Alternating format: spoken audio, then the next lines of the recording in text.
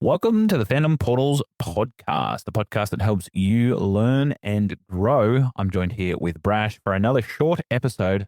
What are you into?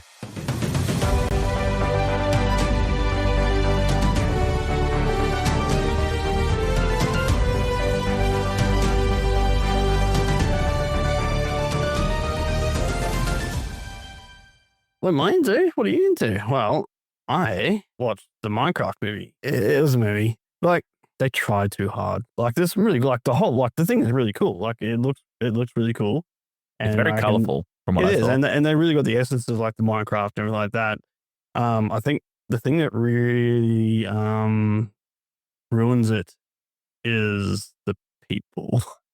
Oh, the actors in it. I've heard. I know all amazing actors, but it doesn't fit. Okay. To me, it doesn't. Like it doesn't. I would have preferred, even if it's still Jack Black. He's like, that's fine, but I would have preferred a movie about Steve. I would have preferred a story about him, and from start to finish, like how he learns about the world, and he starts building his stuff, and then maybe having to fight in the Nether and stuff like that, and just a big story about that, and that, like, he's building up something, and then all of a sudden people from the Nether come in, or he finds a way to Nether and then pisses them off, and they come and try and fight him, and he has to fight them back by building kinds of weird shit and new shit, and instead of just having a whole bunch of random kids and adults fall into the world and they just run around and like they don't do any like. Do you think it was just like a Minecraft expose? Like what you just said then sounds like you wanted it to be highlighting the survival aspects or the strategy of Minecraft as opposed to just having characters slapped into the world, and then almost like how movies do for fan service, how they just show you what you want to see. So they showed the highlights of Minecraft basically and tried to tie them together with story elements, because the only things that I've been seeing about it are obviously the chicken jockey and all of the connections and publicity from Jack Black and Jason Momoa, and people have been saying their chemistry was good, but whether it's what the Minecraft movie needed, not too sure. Oh yeah, like, and that's what I mean. Like, it was good, but I think it took maybe the chemistry was too good or too strong, because it sort of took away from the actual overarching movie. Because like at one point, Jack Black's like, we got to mine and then craft. We've got to Minecraft, and then there's like this little montage thing, but it's really lackluster. It's like a couple minute montage. Jack Black breaks one rock with diamond in it. A couple of the kids make one item on the workbench. It almost seemed like it was pushing for all the trending stuff. Yeah. That being said, though, it has almost made $1 billion. So my question to you, Brash, is, do you think maybe you didn't like it because we're just too old for it now? No. My thing was, it wasn't enough about the game. Minecraft movie, especially a movie about Minecraft. But literally, you see Jack when he first gets into the world, and you sort of see this like sort of thing about him learning how to craft things, but it's sort of, you're like, oh, I can break this thing. Oh, and then I can place a block there. I can place a block there. Oh, I can start to build stuff. And then it just shows about all this cool shit he's built. But it doesn't show like how he learned to do things. Like you never see him craft or like a basic wood axe or anything like that, or first of all, before you can do anything else, or a wood pickaxe, and then one and anything else. It sort of just skips all that and then cuts back into the real world where you meet the other characters. And then after their bit of real world nonsense, they all inadvertently somehow, these four random people that only sort of barely know each other, all get together and get thrust into the Minecraft world. And I don't care story about like Jennifer Coolidge. I love Jennifer Coolidge, but the whole thing with her and the village that comes out, yeah, it was a bit funny. But God, it just took away from the actual movie. There's no building or crafting. That's what dulled it for me. I was just like, oh, it's more of them just joking around rather. Yeah. And I would have rather, because it is meant to be, even though it's kids, it is meant to be a survival game. Yep. No, I can see that. I think that when they released the Super Mario Bros. Movie, for example, I was very much looking forward to seeing the game elements in that movie. But they attached it to a story, and the game elements sort of enhanced the story. Yeah. I think that's the difference. I think when they're making all these video game movies, they have to make sure that the mechanics of the game or the Easter eggs from the game that you're doing enhance or accompany the story in a productive way, as opposed to just putting them in there to get the reels or to get the viral boost or to get that sort of fan service. Hey, look at that moment. You know what I mean? Minecraft, and Minecraft did do that. Like they placed things in the background, and they had that homage to Technoblade, which was really beautiful. Mm-hmm. And good on for that as well, because it was a really big thing for Minecraft, Technoblade. And they had bits and pieces there and all the things there. But I think it reminds me of, there's a movie where it does the same thing where the Monster Hunter movie. Oh yeah. They did this thing where they brought these people from our world into the Monster Hunter world. I'm like, why? It's like a Monster Hunter movie about the people in the Monster Hunter world. Why drag people from our world into that world? And I'm like, they probably could have done the same thing with, because with Mario was a human who went into a... That's where it's different. I think that's where the trend started, because Mario originated from a world that was not the Mushroom Kingdom. Exactly. But because that's worked so well, I feel like it's the trend going forward. And they did the same thing in Monster Hunter. They brought people from our world into Monster Hunter world, and now all of a sudden in Monster Hunter world you have all fucking machine guns and stuff instead of the cool ass weapons that Monster Hunter has. I feel like it's also a way that the people try to immerse the audience into the movie. So it's just like a real world person, just like you, goes into the game world. You know, that's how you feel when you're playing it. You're part of the world, that kind of thing. I don't know that if people want to watch that kind of stuff, just stick to isekais anime. Isekais, they're way better. Like if you want to watch Monster Hunter, watch Gate instead, an anime called Gate. But I feel like moves like Monster Hunter, Minecraft, you don't need to add in the real world aspect of it, because they were never based in the real world. Yeah. Whereas I can see how Mario does it, because Mario was, and you could do that with other games where, there are other games where, like even Kingdom Hearts in a way, they could do it like that. I reckon that'd be a really good movie, and they could sort of do that, like kids on a beach on this island, and all of a sudden get sucked into this Disney Final Fantasy world, Yeah, that's where it works. I think it works when it's actually part of the content. But as you said, I don't think it needs to be a part of the Minecraft movie. Even if they still wanted to keep Jason Momoa and the other kids in it, they could have just made them other characters in Minecraft. Yep. Yeah, I think it comes back to them trying to create movies based on a existing IP, because they have an audience already that they can bank on to come to the movie to watch it. But when it's something like Minecraft, where there's not really a Minecraft story as opposed to it just being a survival game, it gets really difficult to do sort of properly. I guess my last question for you, Brash, in this regard is, would you recommend it to anybody? Oh, yeah, I'd recommend it to everyone. It was still a good watch. I would have just rather it be more about the game than the story that it really had about these just random people. Honestly, they just didn't need those real people in there. Even if Steve fell into it and he was in the world and he was still human and they didn't animate him, that's fine. But then just having these randoms come in and being able to go back and forth from Minecraft is a bit weird. Yeah. Unnecessary. All right. Do you want to know what I've been into? Sure. I have been watching The Studio. The Studio is on Apple. There's 11 or so episodes out now, and it is a series that stars Seth Rogen, Catherine O'Hara, and Ike Barinholtz, created by Evan Goldberg. And it's basically it's about a legacy Hollywood movie studio that's trying to survive in the world where it's really difficult for a studio and a business like that to survive in. And it's a complete satire of the film and movie going business. It's getting lots of critical acclaim. And watching the first few episodes, I didn't really understand or get the hype, because yes, it's clever and I can see the messages that it's trying to do, but I just find the main character played by Seth Rogen to be very, very annoying in his people-pleasing manner. He plays this executive called Matt Remick, and he's just so flip-flop with all the decisions he makes. He gets put into this position of leadership and he's highly underqualified to do it. And he's just trying to impress everybody, and he's slowly learning throughout the episodes that as a studio head, he has to break some eggs, basically. And as the episodes go on, I did find myself enjoying it more and more. One of the good things about it is how technically creative it kind of is. So they have an episode called The Oneer, and it's literally a one-shot episode, which means there is no scene cuts. So the whole thing is just one scene cut. And it's a 40-minute or so episode, so it's pretty impressive as a feat. And just the way that they sort of go about pulling off some of these studio techniques is really impressive to see.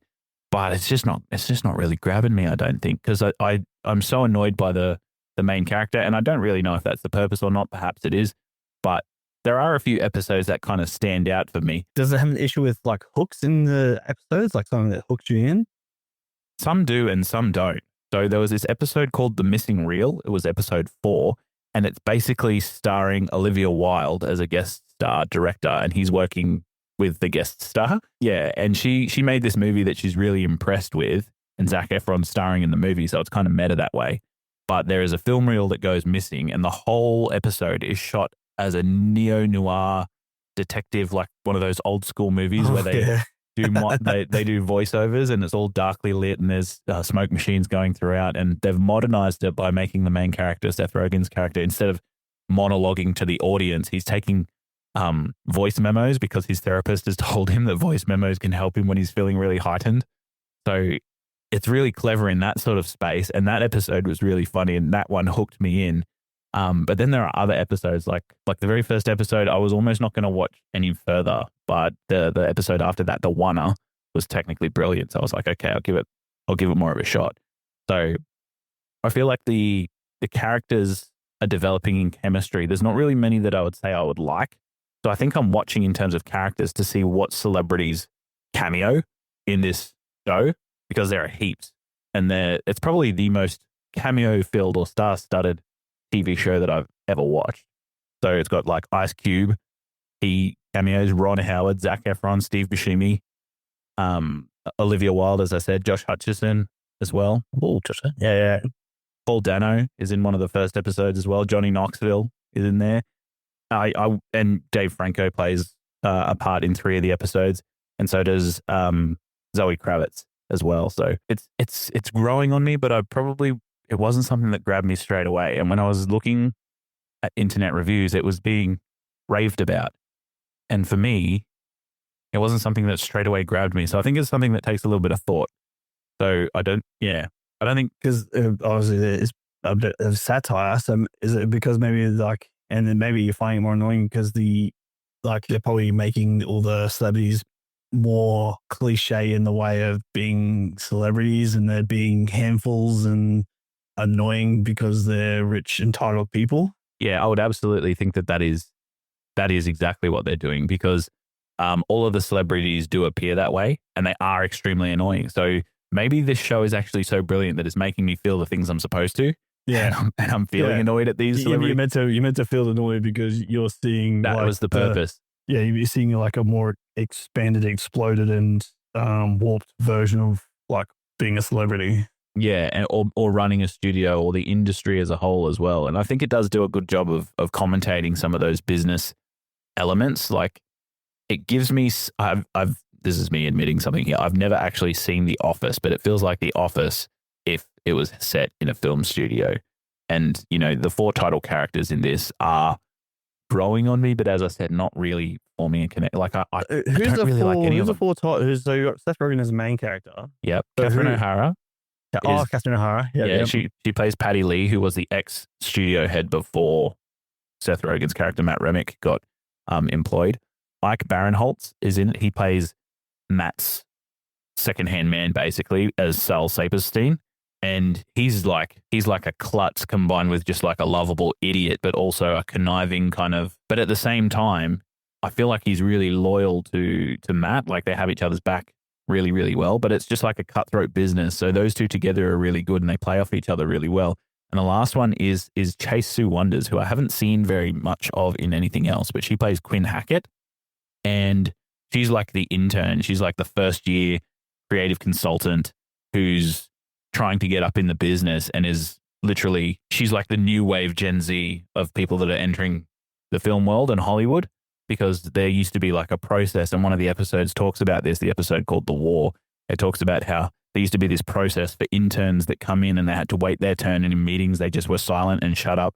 But she goes in there and she's very boisterous, and it's combating towards what Sal Saperstein, Ike Barinholtz's character, usually does, because he came up in the old school way and is only just now as a second stand-in person for Matt Remick, the studio director. But Quinn Hackett, Chase Sue Wonders, is coming in and rising through the ranks very quickly, so he's getting very jealous. And because it's that combination of the old school way and the new school way, those two characters represent that really well, in my opinion. So those are the four mains. And then there's also Catherine Hahn, who comes in every now and again as the marketing expert. Yeah. And she's just Mason. She's the over the top. 11 episodes, apparently. Yeah. 11 episodes. It's literally just finished a couple of weeks ago at time of recording, but it's already been greenlit for a second season. So I think it's being raved about, and they've got a budget to get all of these awesome celebrity guests in. Everybody wants to be a part of the in-joke of the studio. So that's a good sign. I'm trying to see like all the people who play themselves. Like even Dave Franco plays himself. Yep. Dave Franco plays himself. And Zoe Kravitz plays herself. Yep. Peter Berg plays himself. Ice Cube plays himself. They play themselves, but they also, I don't think that's what they're actually like. Yeah. Oh, yeah. They'll all be extremely exaggerated versions of themselves. Yeah. Or just exaggerated versions of their style of like actor or person, I guess. Yeah, or the role they need to play in this particular. For example, the Olivia Wilde episode that I mentioned before, The Missing Reel. She is this crazed director who is completely obsessed with getting her movie correct and show the vision that she wants to see, and she plays that to the nth degree. Whether that's something Olivia Wilde is like on set, we don't really know, but we know and have heard stories about directors being like that. So she's playing that satire. Yeah, she's playing the satire version of a director. Yeah. My one question for this is, I don't know, because it's so steeped in current pop culture and Hollywood culture right now, I'm wondering, will this be something that survives like Friends has, for example? Like that's just survived generations upon generations because it's so easily accessible. Or is this just a hit for the now because it's something that communicates a part of right now? That's my question for the studio, because it's definitely getting the attention now, but will it in future? To have a show last as many seasons as sort of like anything now, it seems very difficult. And it doesn't really happen. Yeah, not anymore. Like what the last sort of ones were that long. I think it'd be like some stuff like your Supernaturals and your Offices and New Which Girls. Started in the early 2000s. These ones here, it's like companies buy shows for 11 to 12, sometimes 8 episode runs, and then they're not guaranteed a second, third, fourth season. And to me, I think that stifles storytelling, because you could tell these overarching tales across multiple seasons or across multiple episodes, but you were never really sure if you were going to get that next season. It stunts that initial ability to be like, oh, I have this idea that can play out over seasons, but we may not get there. So we might have to not do that and try and focus on quick, short-witted sort of storytelling to try and just get us through these 8 episodes and hope for the best that we get. And because of that, it sort of loses any interest because people aren't interested in going to see what's happening next, because there hasn't been any sort of long-term developments that people are going to be waiting for, because it's all based in the short term. And that's 100% correct, because I think that from what I've watched so far of the studio, Matt Remick in episode 1 is exactly the same as he is in episode 7. So there's no sort of character growth across the 7-episode arc. Are we going to see a different Matt Remick in season 2? Not too sure. And how long does that system last until people start to get bored of it, and then the show has ended up being cancelled halfway through or not continued? So I think that's the nature of streaming and the nature of television now, is because we're so able to pick and choose what we can watch instead of it being on the network and you watch it at 7 o'clock every weeknight. Yeah, that's what it's either that or whatever else on one of the other channels. Exactly. Like 3 channels or 4 channels. Yeah. So because it's so readily accessible, people really do pay with their watching presence. So if you're not watching it, it's not going to continue. So I'll probably watch the second season of this one. I probably would recommend it just for some of the clever shots they are. You just have to get through watching some of the annoying characterizations that are in here. But from talking to you, I do think that is the purpose of these characters. They're supposed to be annoying. They're supposed to be over the top. They're supposed to be a satire of what the industry is. So yeah, The Studio from Apple TV. If you want to watch something a little bit clever, get your teeth into it, and not too bad. Speaking of Apple Plus, I'm not going to talk about it too much, but Murderbot, I recommend watching that. Yeah, let's get into your recommendation. I know you've read it. Yes, yeah, I've read the books. They are. I actually funny story. Those books, I was wanting something quick to listen to on audiobook because I was doing like menu log delivery overnight time, and my shift would usually last from like 3 or 4 hours, and I needed something that would be start and finish during that time because I didn't want to continue it over. So I picked those books up, and they were like, there's 7 or 8 in the series now, but at the time that I was doing it, there was 5, and I consumed them all in a week, and it was just so awesome. Just the character of Murderbot was immediately loved by me, and for lots of obvious reasons if you've watched the show. But if you haven't, Brash is going to recommend it for you now. I'm not going to give too much away about it because I said to him as well, I said, I think I'd like to do a full Fandom Portals episode on it because I do love it. It is. I was like, I'll watch it and I'll see what it's like. I'm like, because like it's got Alexander Skarsgård in it, and I'm a big fan of Skarsgård. I've watched like all True Blood, like him in True Blood, and like him as Tarzan and him as any other sort of extremely handsome and ripped and buffed character he plays. But I was like, ooh, yeah, I'm gonna watch it. And then like also David, his last name Dashmalian, I think it is Dashmalian.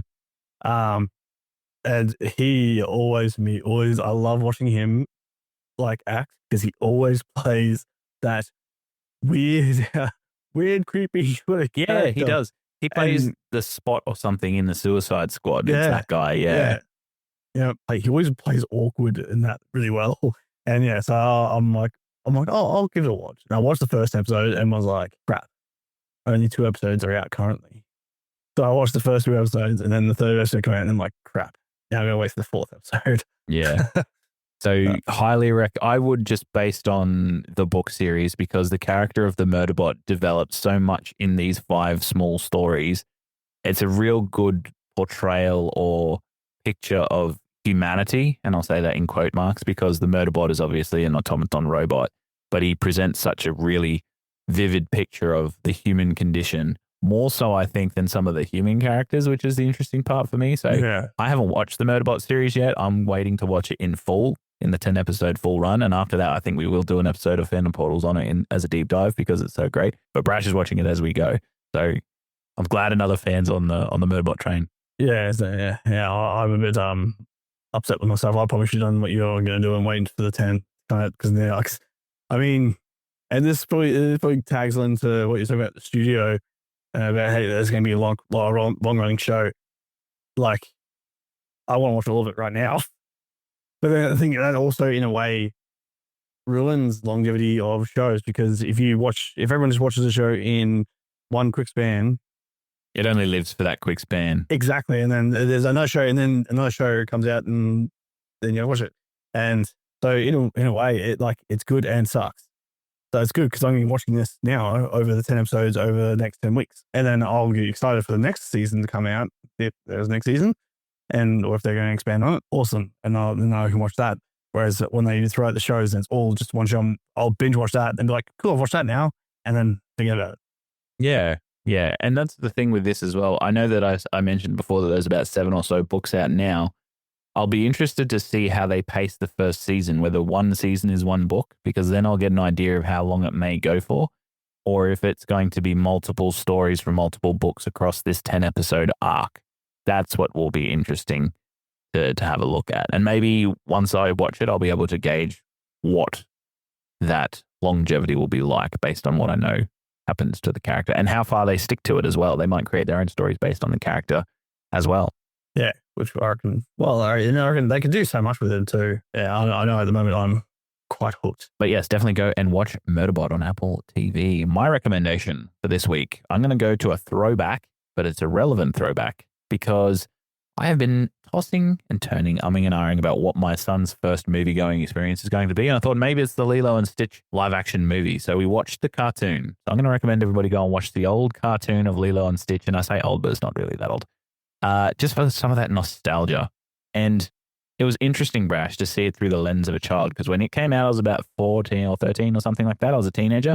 But seeing it through the lens of a child that's, 3.5, almost 4, he asked all the right questions, which is great. And some of them were really hard to answer, but that's kind of why I like movies and TV and watching things like this with him, because you're able to explore and talk about things like that with your kids through a lens of Lilo and Stitch instead of through the lens of a real life thing that's happening that could be upsetting.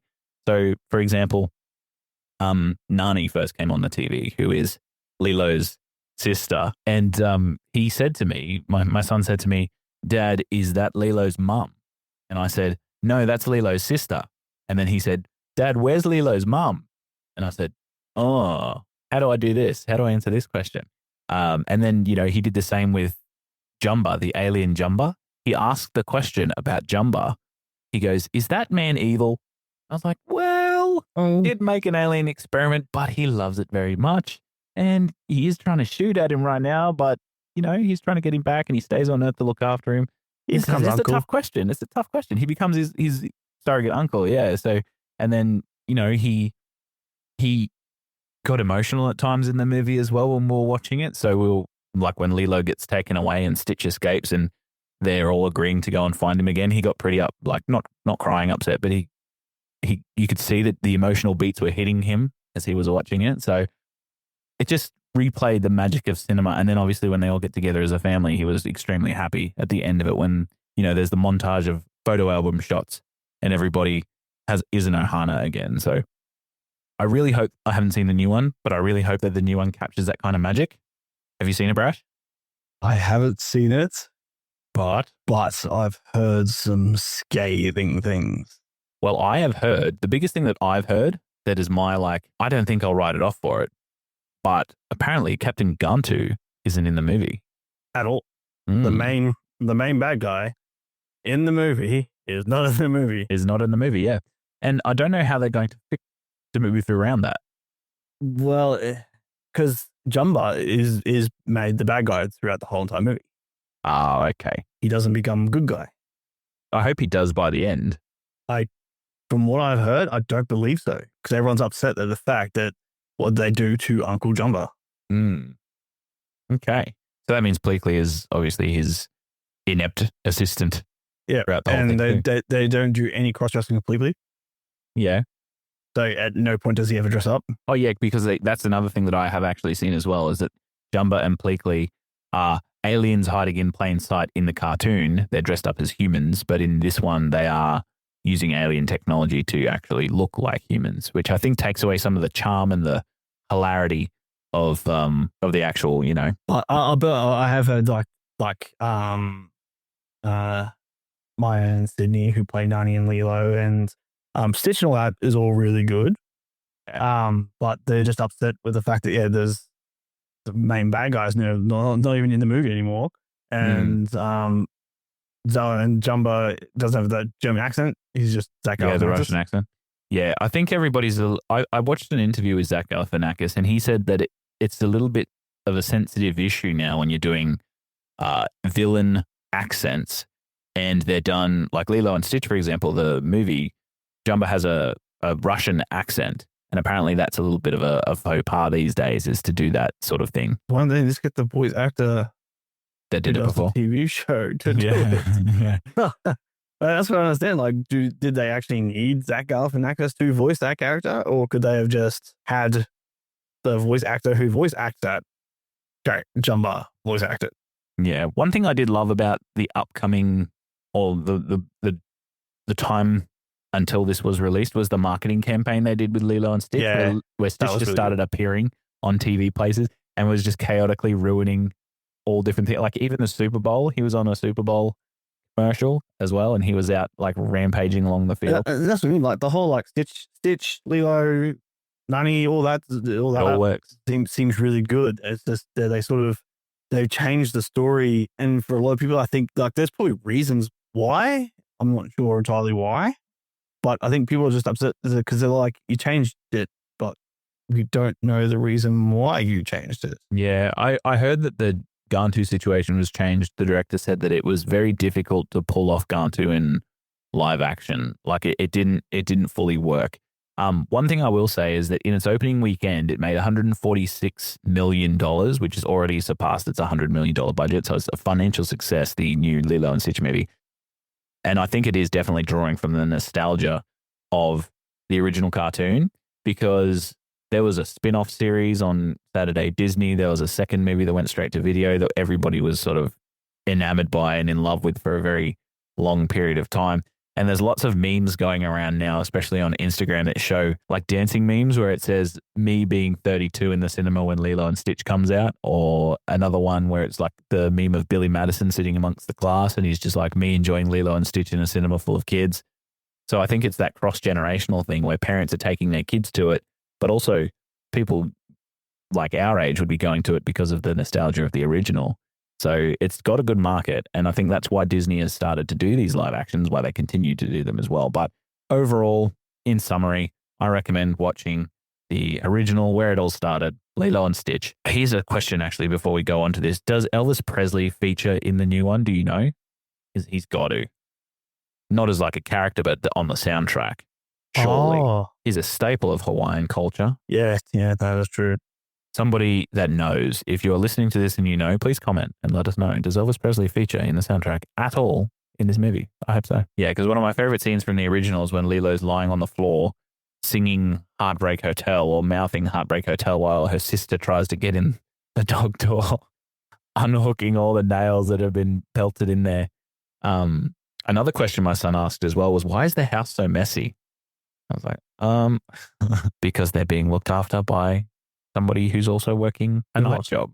A lot, yeah. But yeah, I think the feelings that are evoked from the original should be revisited by everyone. So that's my recommendation. Everybody go and watch Lilo and Stitch. All right, let's get to our preview of what's coming up on the next episode of the Fandom Portals podcast. If you're listening to this, it means coming up next in your feed will be the Fandom Portals episode on Jersey Girl. Brash and I are going to talk about Kevin Smith's unusual pivot from his usual movies to this more heartfelt one of Jersey Girl. So make sure you check that out as well. And we'll see you very, very soon here on the Fandom Portals. Goodbye, everybody. Ohana means family. Family means nobody gets left behind or forgotten.